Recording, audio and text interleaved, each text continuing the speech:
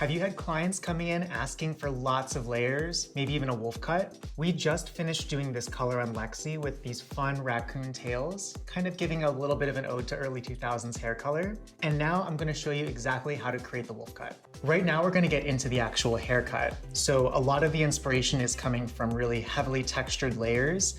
It's almost a mixture of some of the older scene haircut styles with a lot of that fluffy texture, mixed with some of the wolf cut layering that we're seeing happen a lot, especially with wavy hair. It's really good for creating that shaggy texture and just enhancing the body and the volume of the hair. I usually try to discover where the natural parting is for my clients. So you can always comb the hair back around the parting. If you push that hair just forward a little bit, sometimes it'll blouse up. You'll be able to find that natural parting where the hair has a tendency to split. And what we're gonna do is just take a vertical parting from there all the way down to the ear. So I like to recommend working in smaller sections. You can just take a diagonal parting and gather your first section that's gonna serve as your guide. You wanna make sure you're grabbing enough hair here for the guide that you can actually create a full cutting line. Try to stand in front of your guest so you can see what you're creating. And we're just gonna hold this first section down. We're gonna cut a diagonal line to curve right around the face. So we're using a feather razor. It's one of my favorite tools whenever I'm working with these kinds of haircuts. I find that they give you a really soft edge quite effortlessly. So when you're trying to create those layers and those flips in that kind of frame around the cheekbone, it's a really good tool for achieving that without a lot of effort. And we're pulling these sections towards us. So that's why standing in the center kind of makes a difference, because you are gonna pull that guideline towards your body. It's gonna help you maintain some of that length, but it's also just going to give you a lot of control as you're cutting those first layers. And I sometimes like to twist that hair slightly as I'm pulling it forward because you can see your cutting line from the top of the section. So that way it makes it really easy to continue cutting all the way down. Once you finish the first side, just go through and create a balanced guide from the other side. So once you've created your guide, just check that you can see the flicks in towards the face.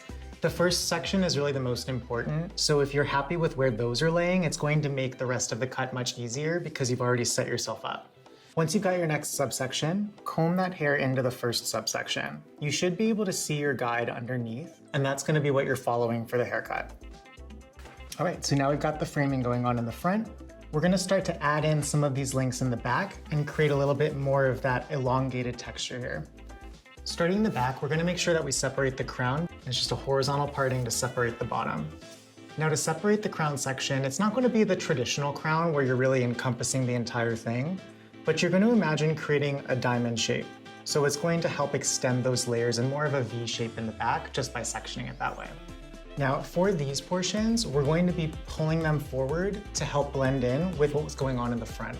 So the goal is to create something that gets longer in the back. And now we're gonna be able to push these sections to the front. So that way we get that increase of length going from those front layers into the back. So now that we've got our layers going on in the sides and the back, we're just going to trim the length to where we wanna see it happen. You're gonna stand right in front of your section and you're gonna focus on cutting a square line just to cut into the ends. We wanna also show off some of this color down here. So when I'm cutting, I'm just gonna end it right where the dark tips are happening. So the last section we have is the crown section. And all we really wanna do is make sure that it's blending in with the very top layers, just to give a little bit of volume and wave into the back as well. So we're gonna be using the guide from the top of the head here. That's where our layers ended on top. And then we're going to take the section, holding it up, and we're gonna focus on extending that length. Now, if you need to break this up into subsections, you definitely can, just for control. Use your comb to extend your cutting line so you've got a great visual. Once you find that guide, that's how you know you can cut.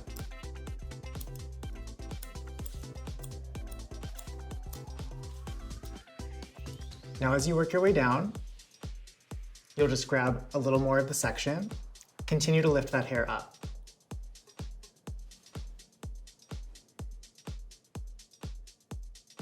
There's your guide. Our line is leaving length, and we'll continue our layering. So I'm just gonna repeat the same process on the other side, and then we'll hop into some styling. So with our cut done, we're ready to get into some styling. We're gonna be blow drying, so of course it's really important to use some heat protection. So I'm gonna be using Redken's Quick Blowout, as well as the Big Blowout lotion. It's my favorite combo whenever I'm smoothing out hair, especially when we have a little bit of wave and we want to have volume, but it still be smooth. Once that's done, I'm going to get into some flat iron styling as well, which is going to enhance the anime texture of the haircut and really make it pop off a little bit more. So we are here with the final hair color result and the final cut. You can really see where we were able to get the payoff from the lightning with the raccoon tails, and then how even the cut was able to accentuate it. As you can see, we were able to cover all of those grays with the ALK.